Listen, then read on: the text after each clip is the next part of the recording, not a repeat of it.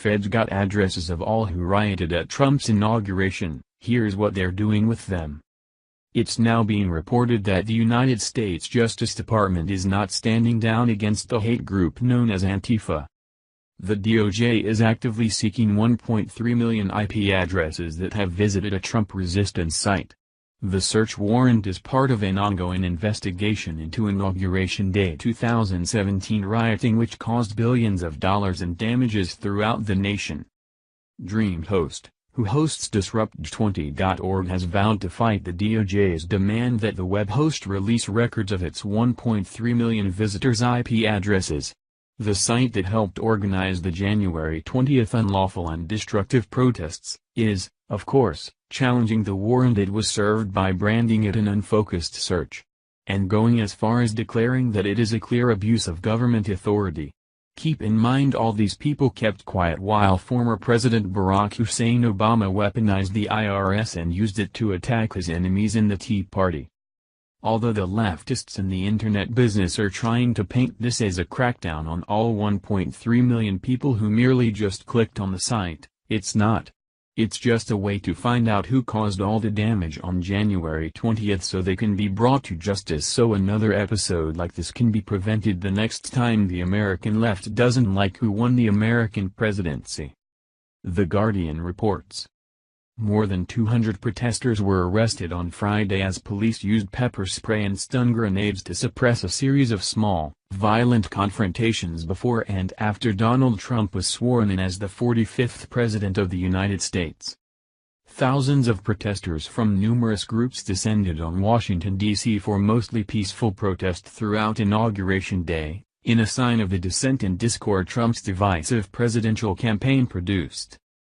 Shortly after Trump was sworn in, violent protests broke out in the downtown area close to the north lawn of the White House and just blocks from the pathway of the inaugural parade. A few dozen protesters, clad in black, threw projectiles at police and barricaded the road with newspaper kiosks and bins, which they later set fire to. The group were quickly surrounded by police in riot gear who used sting ball grenades and pepper spray, police said, after a black limousine was set on fire. Before the swearing-in ceremony took place, activists from the anarchist group known as the Black Bloc smashed storefront windows and cars as they clashed with police. Officers in riot gear had again responded with pepper spray and sting ball grenades, according to police, as the breakaway protesters were overwhelmed with force less than 2 miles from the U.S. Capitol. The group of about 200 people, many wearing black hoodies and masks, were eventually contained in a police cordon as they chanted, "This is what a police state looks like and you're protecting fascists." But live streaming from inside the cordon, known as a police kettle, revealed that journalists and legal observers were also being held inside.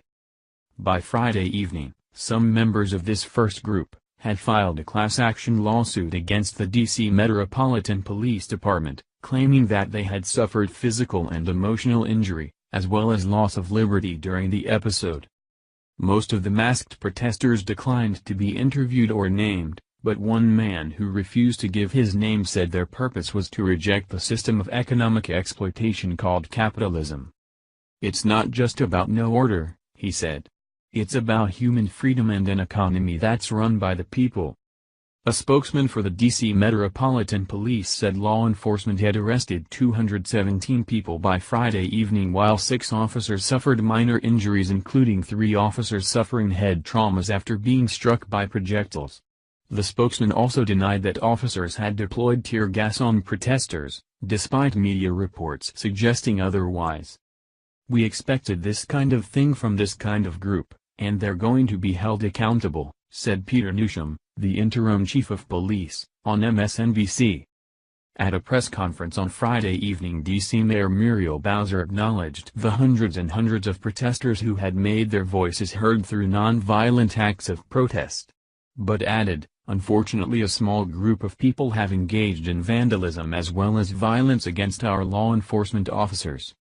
This type of destruction and this type of violence against people in Washington, D.C. will not be tolerated." Another group of activists had attempted earlier to shut down a number of the security points allowing access to the public viewing area of the inauguration on the National Mall on Friday morning. The small groups at these checkpoints, organized by a group named Disrupt J20, linked arms as some members were led away by police wearing body armor. The organization claimed on social media that they had to temporarily shut down a number of the dozen checkpoints around the mall, with a group of Black Lives Matter protesters reportedly closing access at one location for over an hour. Many protesters gained access to the public viewing area on the mall, many chanting "Not My President" and holding signs with slogans including "Can we impeach him today?" and "Fascist." Some protesters were also present along the route of the parade later in the day. As the Chief Justice, John Roberts, rose to administer the oath of office for the incoming president, 6 protesters, seated on the lawn just in front of the steps to the Capitol, tore off their coats, jumped onto their chairs and began chanting. "A nation united can never be divided," they said. Together the letters on their shirts spelled, "Resist." Around them, supporters shouted and called for them to leave. A man shook their chairs until one of the protesters fell. Eventually, security arrived and they were removed from the event. James Ebersole, a protester who had come to Washington from Virginia, said he had decided to come to D.C. in order to voice dissent, to say that this is not okay. "I think it's unifying people," he said of the resistance to Trump's election, while brandishing a sign that read "Misogyny is a danger to society." "It's a call to action, a wake-up call, and it unites us against this threat." Barbara McQueenie had never attended an inauguration before, but she felt compelled to fly out from St. Augustine, Florida, to protest outside the barricades lining the National Mall. "I live in an area where there's a lot of Trump supporters and I'm crushed," she said. "We need hope." McQueenie, who is retired, did not engage in much shouting. She instead stood quietly at the center of a protest lifting a homemade poster with the letters USSR spelling out United States Satellite of Russia. "Everyone knows they were involved," she said of Vladimir Putin's government, "but everyone is just going forward like it's business as usual." As the sun began to set and the parade continued into the evening, some activists camped nearly 12 hours on the streets. Rama Kudemi, who organized one of the activities associated with Disrupt J20 Collective, accused the president of campaigning on a platform of racism, bigotry and hate. "We are taking a stand to say that we are against this. Our actions today made that very clear," said Kudemi, a board member of the Washington Peace Center, a grassroots organization centered on social justice. Kudemi oversaw a demonstration that brought together about 100 people to represent those she said had been harassed and threatened by Trump and his supporters, namely Muslims, immigrants and Jewish communities. They were one of the groups who attempted to shut down an entrance checkpoint earlier in the day. In San Francisco, protesters took over the pedestrian pathways of the iconic Golden Gate Bridge in an effort to form a human chain on Friday afternoon.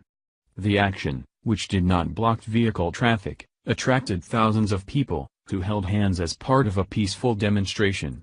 At the San Francisco headquarters of Uber, activists shut down the office building, leading to roughly 16 arrests. The tech company's CEO recently joined Trump's Strategic and Policy Forum. Demonstrators linked arms across the Golden Gate Bridge during a peaceful demonstration against the inauguration of Donald Trump. Photograph, Stephen Lamb, Reuters. Demonstrators also assembled outside Trump Tower in New York City where 7 people, including 2 New York City councilmen, were arrested. The crowd assembled late Friday morning and sat in the road, attempting to stop traffic. Hundreds of protesters also marched later in the evening, arriving at Trump's 40 Wall Street property in the heart of the city's financial district. Hundreds of thousands of protesters are expected to descend on Washington for a women's march that is scheduled for Saturday, with similar events organized in cities around the country. Just because you're behind the computer screen shouldn't mean that you have the right to total anonymity. The American people are largely polite and amicable. Go anywhere, down to the corner store or to the mall, people usually hold the doors open for each other and are polite in every way possible, until they log on to social media. Just ask any of us who are politically active. We get attacked on a daily basis from so-called bots and new accounts, just because they disagree with our politics. Thank you for watching this video. What do you think about this? Share this on Facebook and Twitter along with your comments.